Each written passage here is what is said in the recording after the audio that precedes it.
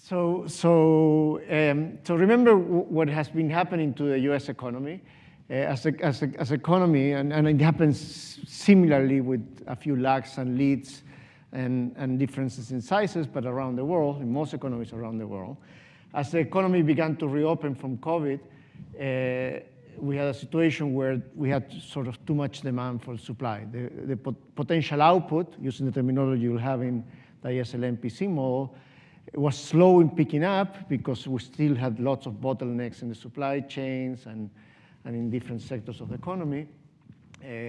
Some people didn't want to come back to work, to the labor force for a while, and so on. So the supply side was still impaired, not as impaired as in the middle of the COVID in 2020, say, but it's still impaired, while demand was very strong because people were fed up of staying at home. They had saved a lot during the COVID recession, and they wanted to spend, okay? And there had been lots of fiscal support and monetary policy support and so on, so people feel wealthy and felt rich, and so they wanted to spend.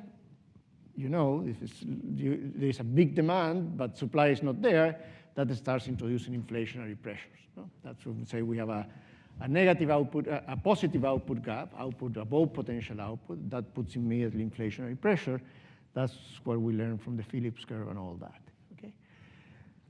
And now for a while, the Fed did not want to react to this because they thought that this was going to be mostly a temporary phenomenon, that supply would recover pretty rapidly, and that, you know, people would, after taking one trip, well, they wouldn't want to take a second one, fiscal support was winding down, and so on, so they thought this would go away, and they didn't want to sort of cool off the economy because they thought they didn't want to fight a temporary fight. Now, as a result of new shocks, the war and things like that, but also that the initial call was not right, was incorrect, that there was a lot of inertia in demand, and that pickup in demand sort of lasted a lot longer than I expected, is that inflation really began to rise, and the Fed was really caught what is called behind the curve. You know? They needed to, they should have started, at least exposed, it's easy to see it that way.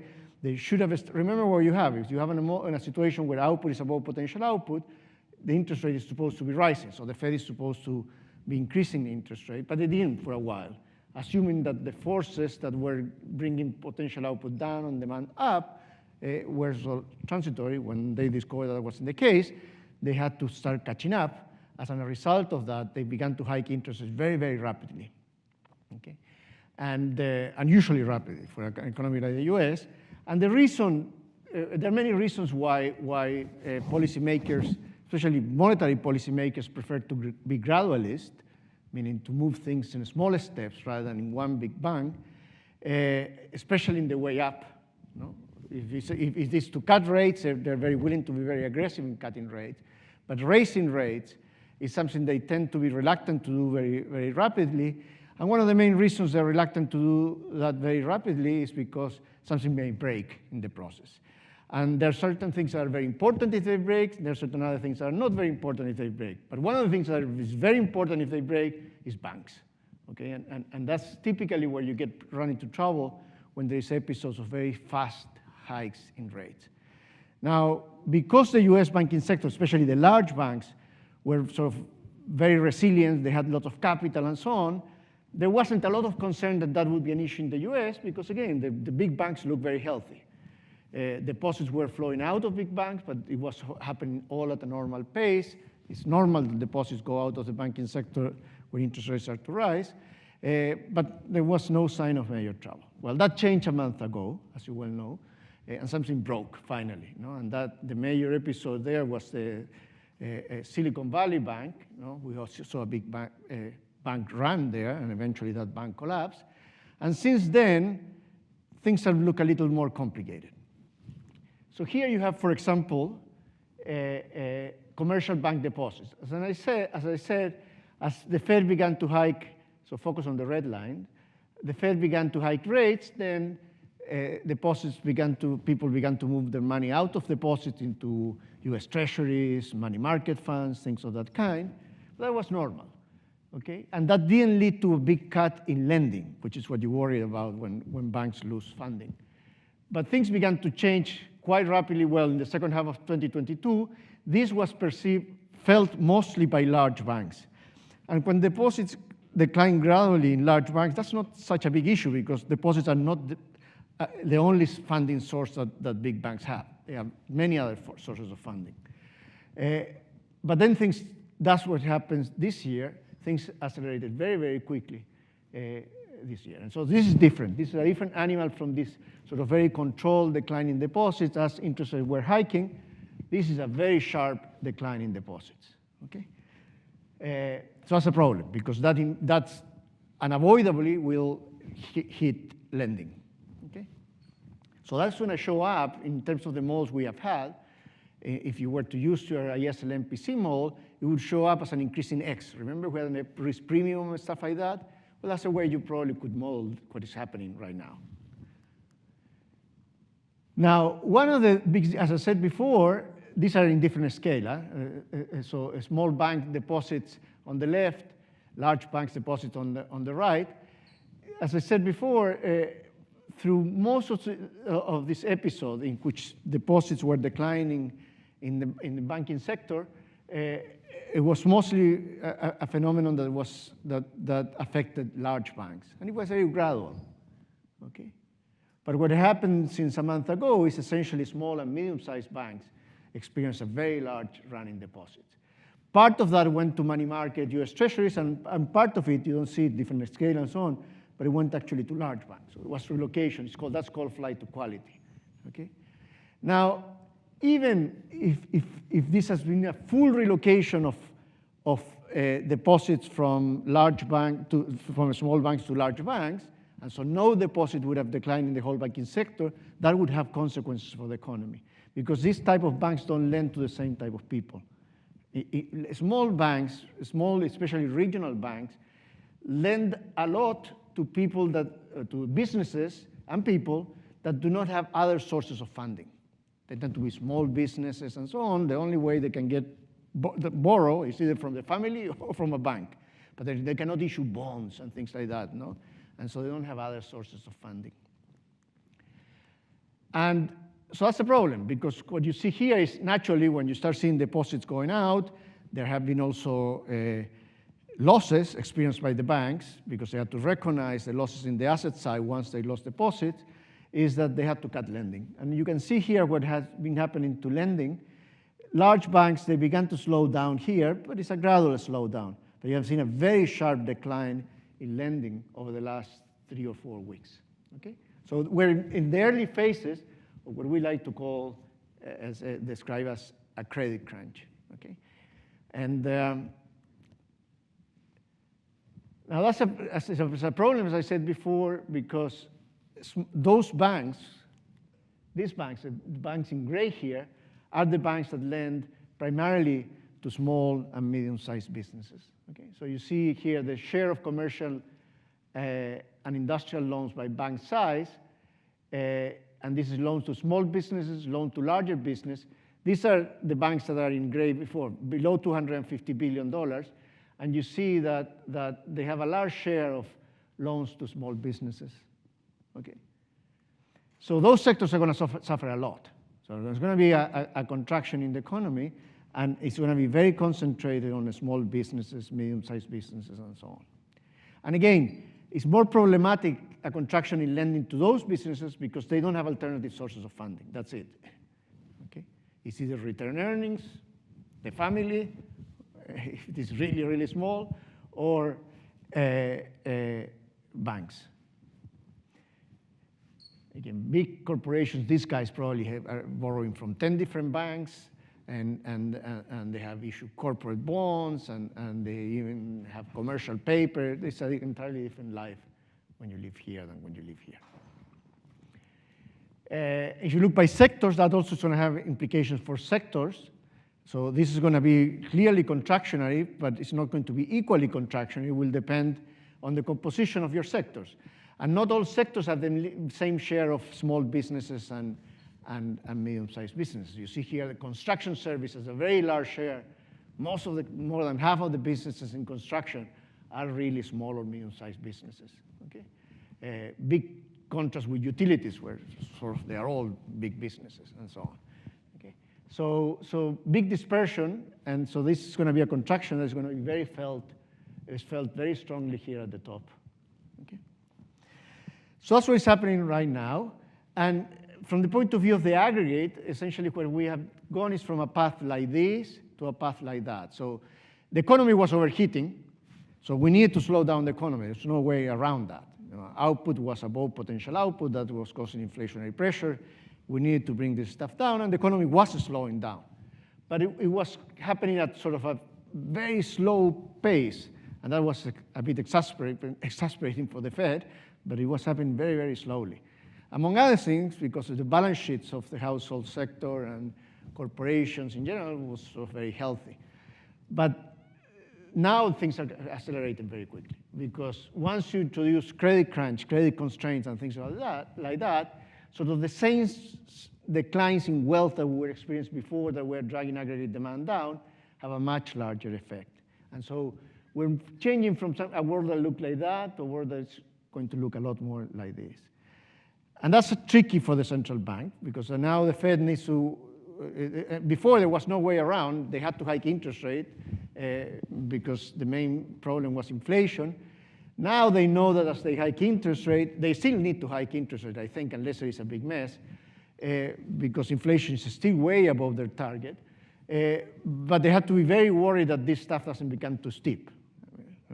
Things get to be very nonlinear when the financial sector is involved.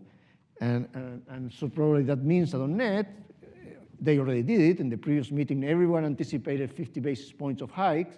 Once SVB happened, the bets went down dramatically, and the realization went down to 25 basis points. And so that's where we are now. Now, if everything works as planned, and more or less that's a forecast at this moment, there isn't any panic and so on, is that we're going to experience not technically a recession, but a significant slowdown in the next quarters or so. Okay, so that's sort of the consensus expecting to see as a result of all these combined forces, a Fed that still needs to tighten because of aggregate demand reasons, and the very negative effect of the credit crunch, especially on certain parts of the economy. Okay? But that's what, if everything, again, works as planned, means things continue to go fairly smoothly, then it's certainly not going to be a good year for economic activity, but it shouldn't be a disaster either. And that's sort of where we are at. And the tension is, well, if the financial crisis sort of leaks into the larger banks, then these numbers are going to get a lot worse, of course. But that's a concern at the moment. But it doesn't seem like the central scenario. Now, there are also some good news happening, because remember that the problem we have comes from two sides. One side is too much demand, and that the Fed can affect very quickly. That's what it's doing by hiking interest rates. Not as quickly as they would like, but still, they have an impact on that. But the other problem was aggregate supply. And in particular, is that the labor market looked very tight. And remember when we did the Phillips curve and all that, the labor market is very critical in all that process of generating inflation and so on. That's a reason you sort of try to generate more unemployment, essentially to lower wage pressure, because that means less pressure on prices and so on and so forth. One of the problems is that, again, it's very nice in principle that we have very low unemployment rate, but it's very difficult to sort of lower wage pressure if unemployment is so low. Having said this, and this is the part that I say is sort of fairly good news, having said this, in the model we simplify things and we just put unemployment as the only variable that could adjust and that was important for wages, aside from some institutional things. In practice, there are many other indicators, and really what really matters is employment. What happens is we took as fixed N, we took as fixed the participation rate, and that's the reason unemployment was the variable to summarize everything. But what really puts pressure on labor market is shortage of workers. If you have an unemployment rate that is constant, but there are lots of workers coming into the labor force, then doesn't put as much pressure on wages and therefore less pressure on inflation. And this is exactly what we're beginning to see in the US economy, and I think that's very good news. It gives us hope that this inflationary process may come down a little faster. So this is labor market participation. Remember, so this unemployment number spiked a lot, but it underrepresented how much contraction there was in labor, in employment, and so on, because many people simply exit the labor force. And those, remember, we don't count as unemployed, okay? And so that happened. It was a very sharp decline in the labor force, in the labor participation rate, so decline in the labor force. And then that recovery is one of the things that happened much slower than the Fed anticipated. And that was part of the mistake, is they thought that this was going to come back quickly and that for potential output was going to rise very quickly, and it didn't. That was one of the mistakes, the forecast mistakes. But now it's clearly it's coming back to levels that are sort of more consistent with historical levels. If you look at the employment to population ratio, also big decline for similar reasons, but if you look at the employment to population ratio today, it's clearly sort of getting back to the trend it had before, okay? So that's very good news in the sense that even if unemployment doesn't move a lot, this sort of reduces, well, it's good for output, it expands and so on, but it also lowers the inflationary pressures in the economy. And another component that actually that I think I mentioned a couple of times in the lecture, but is immigration. In a market like the US, a lot of the labor forces comes from immigration, okay? And that stopped for a while, for a variety of reasons, but certainly COVID had a big effect. So that meant sort of about 500,000 less people a year coming into the US labor force. And that has big impacts, especially in some sectors of the economy, okay? Lots of, and that's clearly being fixed now, okay? We may have other problems, people may fight for political reasons on these things and whatever, but from the point of view of macro, this is certainly helping, okay? And in fact, if you look at where the wage pressure is really coming from in the US economy, it's coming from those sectors where sort of immigrants play a big role, you know, accommodation, food services, stuff like that. You see that there sort of wages rose pretty dramatically because there was a massive shortage there for two reasons. One, people didn't want to go back to those sectors to work, close contact and stuff like that. And the other one is that the important flow of supply of workers into that had sort of slowed down quite dramatically, okay? So that's where we're at. And as a result of all these good forces, despite the fact that we have very low unemployment, you can see that wage pressure is beginning to decline in the US, okay? So it was very high there, but those numbers are very distorted by composition effects and stuff like that. But these were the numbers that were very worrisome. I mean, with wage inflation of 6%, it's going to be very difficult to bring inflation to 2% down. You need much lower wage inflation. But you see that is beginning to decline.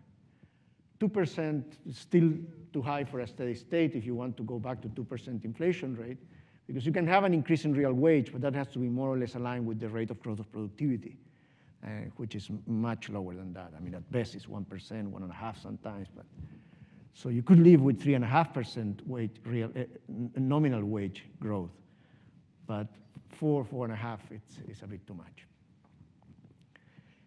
Okay. Anyway, so that's the state of the economy. Any questions about the state of the economy? Open questions? No? No? You're happy with it? I'm fine. Good. Okay. Good. So what I want to do next is, so this was a summary, and all that I did here, I did close economics. Okay? All my description, I didn't need to tell you what was happening in the rest of the world and so on. That would have been a lot harder to do if this was Singapore, for example, because Singapore depends a lot on the rest of the world, and it's very difficult to tell a story that just depends on what happens in Singapore. The US is pretty unique in that you can tell most of the story based on what happens in the US. Most, not all, but most of the story. And that's what I just did. Almost anywhere else, you need to think about, even if you're in Japan, big economy and so on, effects will play a big role. And so when you describe the state of the economy, you're going to be talking about the yen. Is it very high, very low, or not? Here, you don't worry much about the dollar. But the US is very unique on that. I think no other country in the world has that feature. Okay? So now we're going to open up the economy. And again, perhaps it's the least important for the US, but anywhere else it's tremendously important.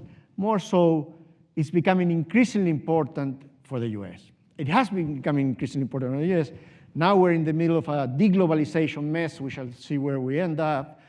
So there has been a bit of a reversion of a very strong trend towards integrating the economies of the world through many different channels. And so I want to talk about what are the key variables when you integrate an economy to the rest of the world and things of that kind.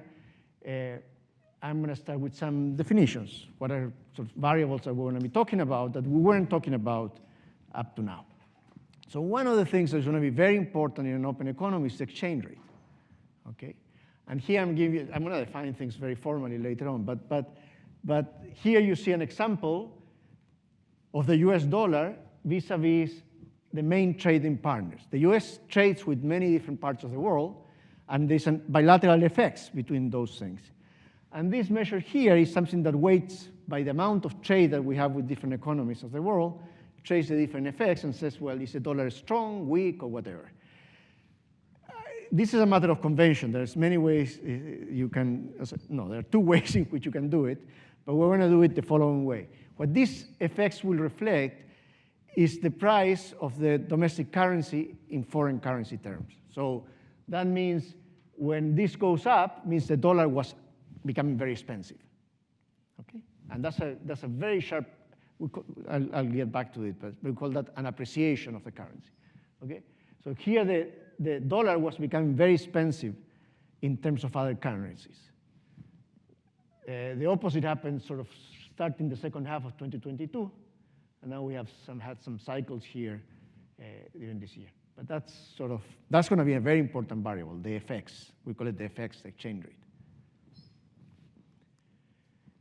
Another variable that we haven't talked about, but that is going to be important here is and that politicians argue a lot about it with the wrong arguments, but they do, is the trade balance of goods and services, So the trade balance of goods and services is simply the difference between the exports, so what a country sells to the rest of the world, versus its import, that is how much it buys from the rest of the world. Okay? So this is monthly data for the US. The US nowadays sort of runs a deficit, trade balance deficit, of the order of $70 billion a month. That means it exports to the rest of the world about $70 billion less than it imports. Less than it imports. Perfect. Okay. You have seen that this is pretty sustained, actually. Here it looks pretty balanced, but the US on average has a situation like that. Okay. The US tends to export less than it imports, and then that's when politicians get all very worked out. They said, this is unfair competition from the rest of the world, and so on and so forth. I think in general it has very little to do with that. It has to do that with the fact that the US likes to save less than the rest of the world. but let me not get into that until much later in the course. But anyway, that's the situation for the US. This is obviously a blip that has to do with COVID and so on, but you see that we're now more or less back to where we were before. This was a period actually of lots of global political tension because it had one counterpart that was very big. It was China. Okay? And it is called the time of the global imbalances, in that the US was running very large trade deficits, and then China in particular was running very large trade surpluses, and so there were lots of political quarrels because of that. Here you have, so obviously the US has many, many trading partners, and with respect to many of them, it has very large deficits, so on net. And here are the main, I ranked the 10 main net deficits for the US. So I don't know when was this, but anyways, it looks like that sort of for the last 8 or so years. remove COVID, it looks more or less like this all the time.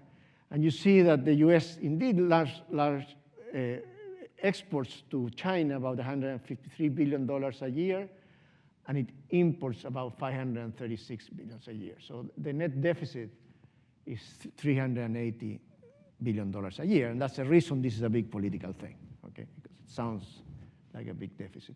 But there are other countries. With respect to Mexico, 130 billion, and so on. The US exports a lot more to Mexico, though.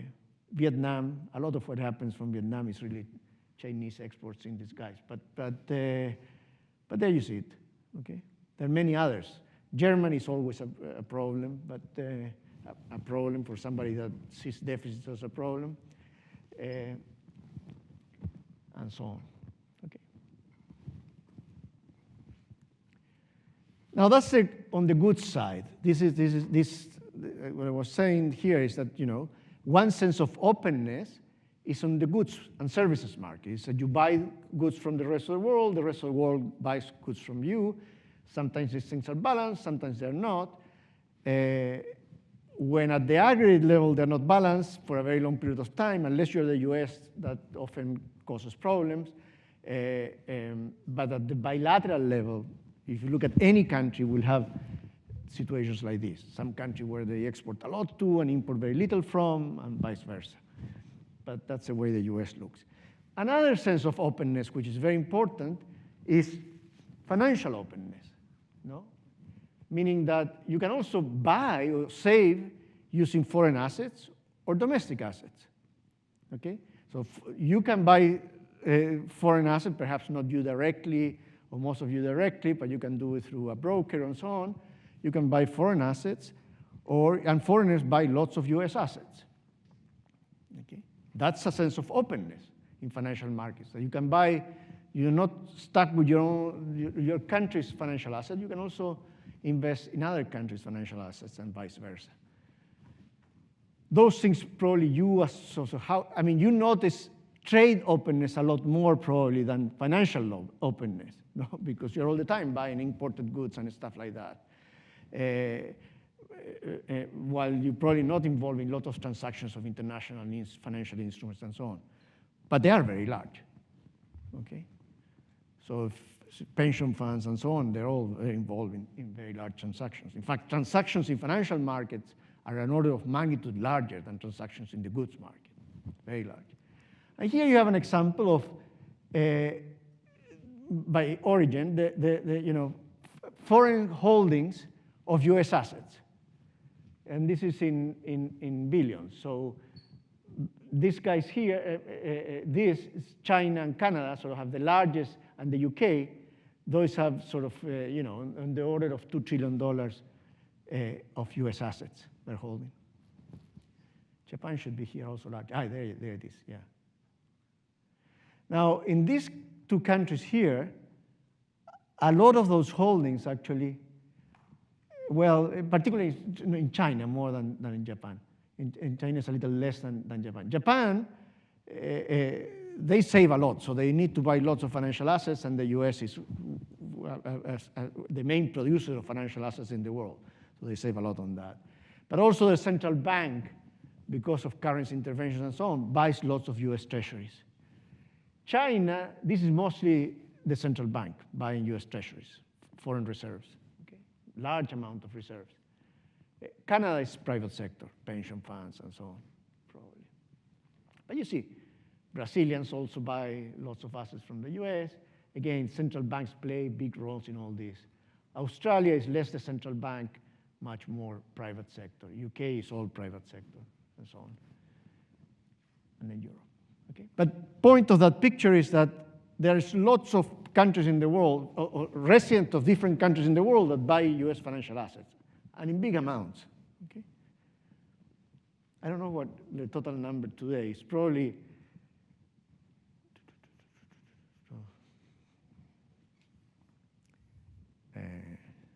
actually, let me not make up that number. You may find it. But it is certainly in the $20 trillion or something like that of assets, US assets held by foreigners. You can check it and tell me. probably more. Here's the other way around. US residents holdings of foreign assets, okay? You see, US residents hold lots of Canadian assets, okay? And mostly developed economies, but you have India, China, and so on, lots of Latin American assets, and so on. Okay. So the US so it's not only that the rest of the world demands US assets, but US residents, perhaps not directly, most of you, but indirectly, demand lots of foreign assets. Okay. There are some very fascinating facts that happen here, because the type of assets that foreigners tend to demand from the US are very different from the ones the US demands from the rest of the world. In fact, one of the things that the reasons the US can afford running those chronic trade deficits is because it tends to get much higher returns on the asset it buys abroad than foreigners get on the assets they buy in the US. And the difference allows you to fund sort of systematic trade deficits. And the reason for that is a lot of the US assets that foreigners buy, they do it for safety reasons. They're buying US treasuries, very safe instrument. Just in case there is a big mess, they want to have those assets. So it's almost for insurance reason.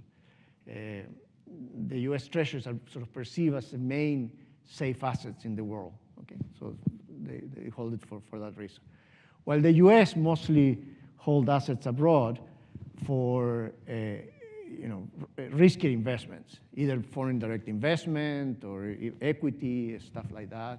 And typically most fixed income investments in the US, a lot of what you see here is just US residents reaching for yield.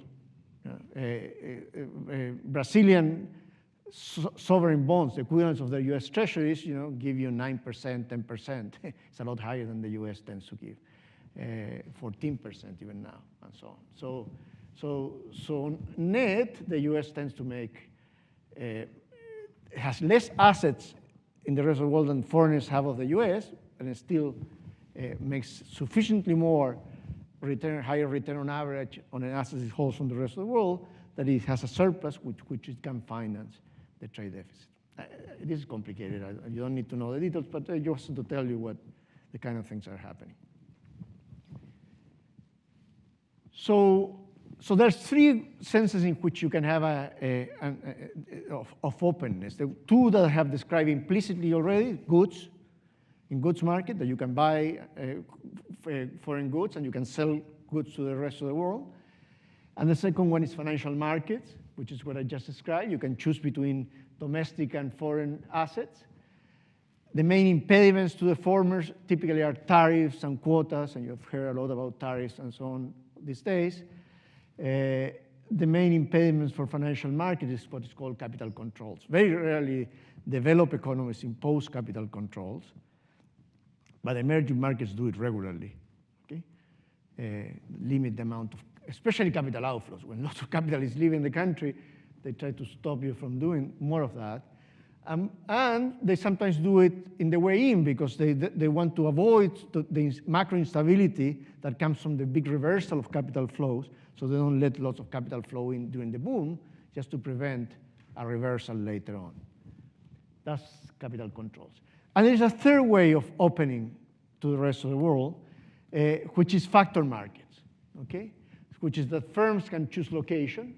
I mean, some plants, we're seeing, Japanese plants that do not export Toyotas directly from Japan. They have the plant here, either in Canada or somewhere in the US, and they sell locally. So that's relocation of factors of production. Japanese capital that relocates to some place in Canada or in the US. And labor. You can also have workers that move from one place to the other. That's another form of openness. No? Free capital, free factor mobility. In this part of the course, we're not going to talk about this. Okay? We're going to focus on these two. The first model we're going to look at is going to be a model of the goods market, and that's going to be very much like the ISLM, but with an open economy, and then we're going to bring in interest rate, but now once which is what, remember what we did in the closed economy, first we look at the goods market, then we look at interest rate determination, that was our LM, and then we put the things together, we came up with ISLM. Here the tricky thing is that there's no only one interest rate, there are really two. You have to decide between the domestic and the foreign interest rate, and then there's an exchange rate in between, which will also affect it. So that's the reason it's going to get a little more complicated, because you're going to be having two different prices, two different goods you can buy. You're going to have also two different assets you can buy. Okay? And the FX is going to affect all those things. Whenever I say FX, I mean the exchange rate. Okay? Foreign exchange, that's the reason sometimes it's called FX. Now, one thing that happens is that because economies are so integrated in goods and financial markets, is that business cycles tend to be, especially large ones, tend to be very synchronized around the world. You see here emerging markets, sorry. This is the world, that's emerging markets, and that's advanced economies. You can see the kind of things we'll discuss in the growth section, which is these countries tend to grow faster than these countries because they're catching up. Okay, that's the reason they're called emerging, you know. But at the level of the business cycle, they're very synchronized. I mean, the 2008, 2009 recession was a recession globally. This one doesn't have COVID, but well, COVID very naturally was very synchronized around the world. But the point I'm making here is that once you're very integrated to the rest of the world, you're also exposed to a new source of shocks. It may help you in many instances, but you're also exposed to things that come from the rest of the world. And the evidence is that business cycles are very synchronized. It's very difficult for the rest of the world to be immune to a US recession, for example. It's very easy for the US to be immune to an Argentinian recession. That's a different story. But when things are large, involve the large economies, typically that will leak into the rest of the world. China has sort of changed a little bit the composition. It used to be the case that was always the case. If the US sank, then everyone sank. And now you have China, which stabilizes. It's a difference. It's not completely correlated with the US. And so that has been stabilizing, actually, for many, especially commodity-producing economies and so on. But it's still the case. Big mess is a big mess everywhere. If the economies were closed, there would be no reason, unless you have some exogenous shock. COVID, even if the economies were completely closed, would have been a mess, because as long as the virus is spread, then it's a mess regardless. But that's not the case here. This recession was caused by a financial shock in the US. Okay? And still, the whole the global economy as a whole suffered a lot. So things become very synchronized because of that. Another thing that has been happening is that everywhere, again, until we shall see where we end up after this COVID thing, there was a slight reversion of that. But everywhere, even the US, which is one of the closest economies in the world, one of the closest of the significant economies, there was a steady trend rise towards higher integration to the rest of the world. Okay? And the same is happening in financial markets. It's just an order of magnitude larger. But you see here in the US, you see that imports and exports as a share of GDP, they were both rising over time. Here shows you what I showed you before, which is the deficit, chronic deficit that the US has had, but still, even exports have been rising for a while. Now, this number here, that about 20% of the US produced goods, of 15% of GDP, the US has about 15% of GDP in imports and in exports. Some people use that, the sum, for example, of imports plus exports over GDP as a measure of openness. How open is an economy? And it's okay for comparisons, but it's clearly underestimate how open economies really are.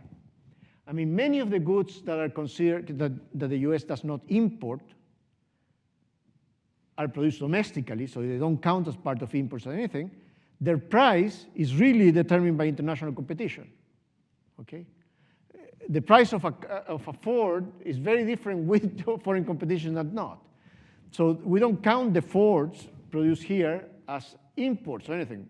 and if it would be part of the non-tradable, not non-tradable, but it wouldn't be part of this measure of openness, but it's clear that the price and even the quality is being affected by exposure to international competition. Okay? So there are very few sectors that are not really exposed to international competitions. Yeah, haircuts, they're not. I mean, you're not going to, unless you live sort of at some country, county at the border with Canada, and there's a town right on the other side, that's not going to happen. But okay. So trend is upward and even more so than those numbers suggest. If you look across the world, here's what I showed you before, is that what I said before, is that the US actually it certainly looks very close relative to others. If you look at across large economies, Japan, which is also a very close economy for a variety of reasons, is still more open than the US, UK, little Chile here, but one thing that this shows, this dimension here shows, is that the smaller you are, the more open you're likely to be. And it makes sense. It's harder to produce all the goods if you have, a small country. And so that's a pattern. The smaller you are, controlling for a variety of factors, you tend to be more open. You need to import and export more. Import more in particular. Now, that pattern is disrupted when you look in this direction, no? So all these countries, which are clearly much larger than Chile in terms of GDP and so on, have very high export ratios. Why do you think that's the case?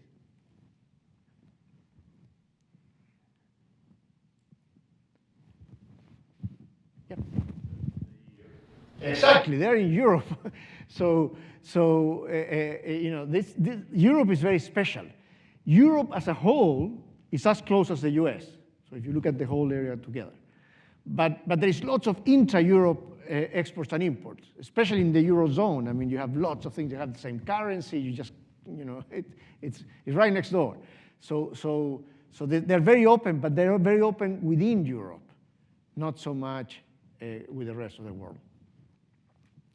But this doesn't differentiate intra-Europe exports and imports versus total, and that's the reason you see these numbers are very, very large. But even here, within here, you see that the smaller countries tend to be very open, much more open than bigger countries. Okay. Good. So as I said, so terminology. This picture looks very similar to the picture I showed you earlier on, but it's not. There it was a trade-weighted dollar, and here is just one particular bilateral exchange rate, which is the dollar-yen exchange rate. What happens is when the dollar appreciates, it typically appreciates against everything and so on. That's the reason the pictures look very similar. But this was pretty dramatic. There was a very sharp appreciation of the dollar. Well, strike what I said. So anyways, this is the pattern of the number of yens per dollars, meaning we decided that that's the way we're going to find the exchange. The price of the domestic currency in terms of foreign currency. So the price of the US dollar goes up when they pay you more yens per dollar. Okay? And it went up very rapidly from close to 100 to 150. That was massive. There were massive interventions here because it was clear that this was getting totally out of hand.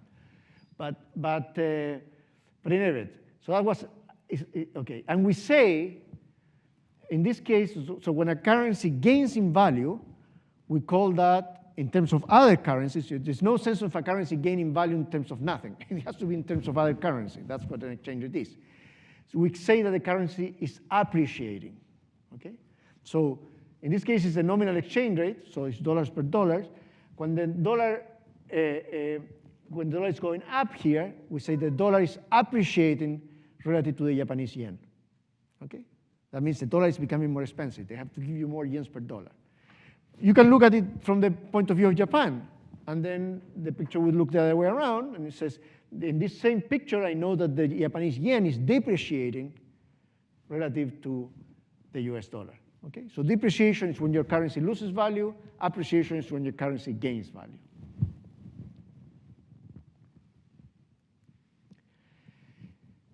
If I tell you, unless you sort of more or less knows the prices in the different places, if I tell you that the Japanese, the US buys 130 Japanese yen, you can tell me, and then I ask you, where would you like to buy your car? And assume that the car is the same quality, no transport costs, and so on. And I tell you, look, the Japanese yen is, for each dollar you get 120, 130 Japanese yen. Where do you want to buy your cars? That's the right answer. You have no clue. That doesn't tell you anything. You know? It tells you the nominal exchange rate tells you the relative value of currencies. But to make the decision on where you buy your car, you need to know which car is more expensive. And that's not enough to know the exchange, the nominal exchange. You need to know what is the price of the car in each place, in its own currency. And then I'm going to use the exchange rate to translate them into some common currency. Suppose I tell you now that the price they do the opposite experiment. They say, look, the price of the same car in Japan is 150,000 yens. Well, there you all have lots of zeros, but 150,000 yens, and in the US is 1,500. This is a used car or something. $1,500. And then I ask you a question: where do you want to buy your car? You can't answer either because you don't know how to compare. Unless I give you the nominal exchange as well, you don't know how to compare those 150,000 yens versus the $1,500. So you need both. And that concept that captures both is what is called the real exchange rate. The real exchange is designed for that, to capture where you're going to do your imports and exports, okay? And it's a relative pricing of two, not currencies, but goods. Okay? So that's what the real exchange is. It's the price of domestic goods relative to foreign goods. How many Japanese cars you give me for one car, US car? That's the real exchange rate, which is different from the nominal exchange rate. Now, it's related to the nominal exchange rate, and it happens that in practice, a lot of the volatility of that price is a result of the volatility of the nominal exchange rate. But with this I will stop. So let me call epsilon the real exchange rate. And let me see how we're going to get to that expression here. So what I want to compare here is the relative value of two goods, because that's what will matter for my consumption decision or my purchase decision. So suppose we're talking about this car.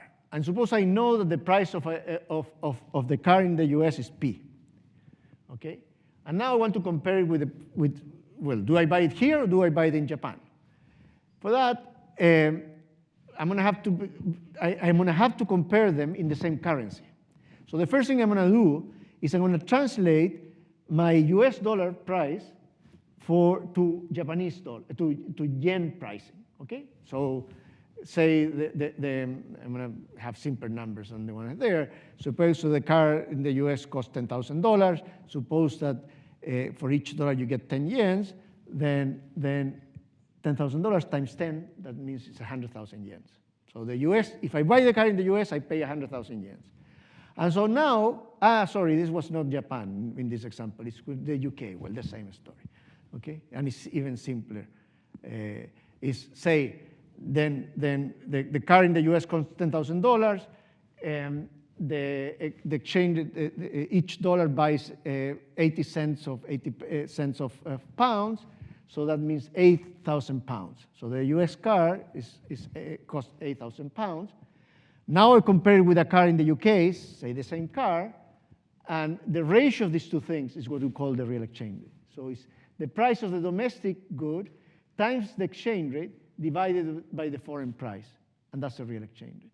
So if the price of the car in the UK was $9,000 and I could buy the car in the US for $8,000, I would probably buy it in the US. In practice, there are differences between the two cars and so on, but that tells you that's the kind of thing that the real exchange rate means.